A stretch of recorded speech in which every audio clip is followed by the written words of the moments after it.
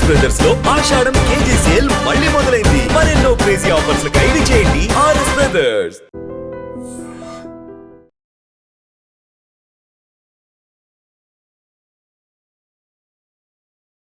నమస్తే, welcome to iDream talking point with కవిత.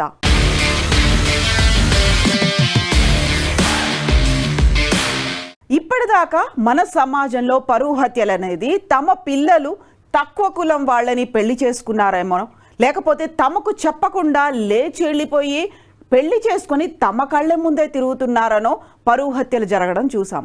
అయితే for the first time మనం చూస్తున్నాము టెన్నిస్ ప్లేయర్ రాధికా యాదవ్ని వాళ్ళ తండ్రి దీపక్ యాదవ్ పరువు హత్య పేరుతో చంపేశాడు. మరి రాధికా యాదవ్ చేసిన తప్పేంటి?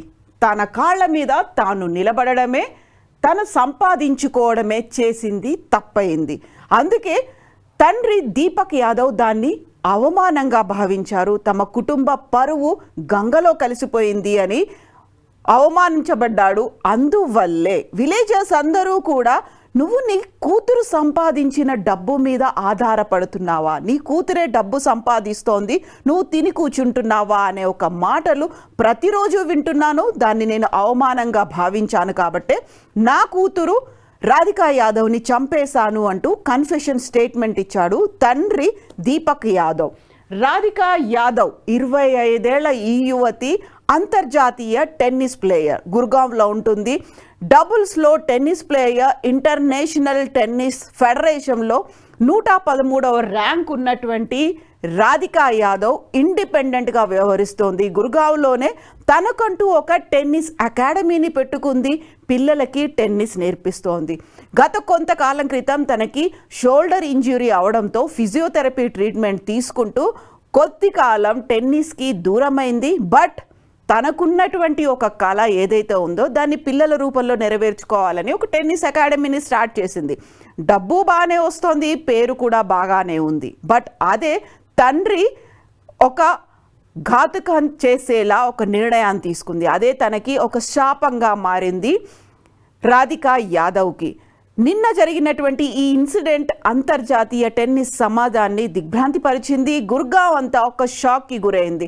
తండ్రి ఎందుకు అవమానంగా భావించాడు? 15 రోజులుగా తండ్రి ఒక డిప్రెషన్లో ఉన్నాడు అనేటువంటి వార్తతో పాటుగా తను పదే ఊరికి వెళ్ళినప్పుడు, తన దగ్గర గుర్గావ్లో ఉన్నటువంటి విలేజ్కి వెళ్ళినప్పుడల్లా ప్రతి ఒక్కరూ కూతురి సంపాదన మీద ఆధారపడుతున్నటువంటి తండ్రి అనేటువంటి కామెంట్స్ చేశారు. కాబట్టి అది తన పరువుకి, ఒక ప్రైడ్, హానర్కి భంగం కలిగింది. కాబట్టి చంపేశాను అనే మాటతో పాటుగా ఇప్పటికీ తను రాధికా యాదవ్ 18 గోల్డ్ మెడల్స్ని గెలుచుకుంది. డబుల్స్లో ఒక ప్రామినెంట్ టెన్నిస్ ప్లేయర్గా భారతదేశంలో పేరు తెచ్చుకున్నటువంటి రాధికా యాదవ్ తను ప్రతి గేమ్లో మెడల్స్ గెలుచుకున్న వెంటనే తండ్రితో కలిసి సెలబ్రేషన్స్ చేసుకునేది, రీల్స్ తీసుకునేది, ఇన్స్టాగ్రామ్లో పోస్ట్ చేసేది. అయినప్పటికీ కూడా తను టెన్నిస్ అకాడమీ స్టార్ట్ చేసిన తర్వాత తండ్రి పదే అకాడమీని మూసివేయాలని చెప్పినప్పటికీ కూడా రాధికా యాదవ్ వినలేదు. దీంతో పాటుగా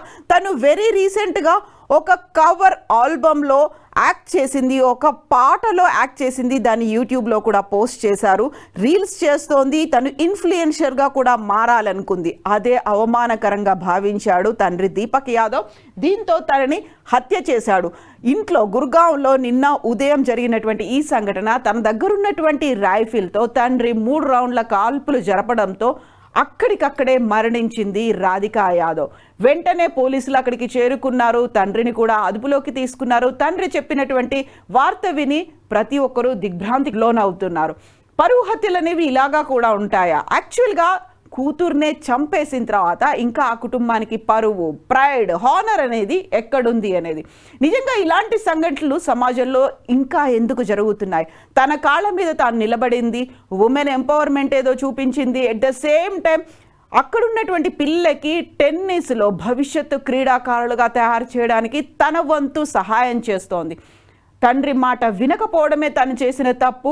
తనంతట తానుగా డబ్బు సంపాదించుకోవడం, తన కాళ్ళ మీద తాను నిలబడమే రాధిక చేసినటువంటి శాపం. యాక్చువల్గా సమాజంలో ఇలా జరుగుతున్నటువంటి సరికొత్త వింత విషాద దారుణ ఘటనల గురించి మీరేమనుకుంటున్నారు? రాధికా యాదవ్ హత్య తర్వాత సోషల్ మీడియా అంతా ఇప్పుడు ట్రోల్స్, దీంతో పాటుగా తండ్రి దీపక్ యాదవ్ గురించి మాట్లాడుకోవడమే ఒక చర్చ అనేది మొదలైంది. రాధికా యాదవ్ని హత్య చేసినటువంటి తండ్రి దీపక్ యాదవ్ ఇప్పటికీ పరువు హత్యలతో చంపుకోవడాలు చూస్తుంటే ఏమనిపిస్తుంది? మనం ఏ సమాజంలో ఉన్నాం? కామెంట్స్ రూపంలో తెలియచేయండి. నిజంగా ప్రస్తుతం ఉన్నటువంటి సమాజం దేనికి ప్రయారిటీ ఇస్తుంది?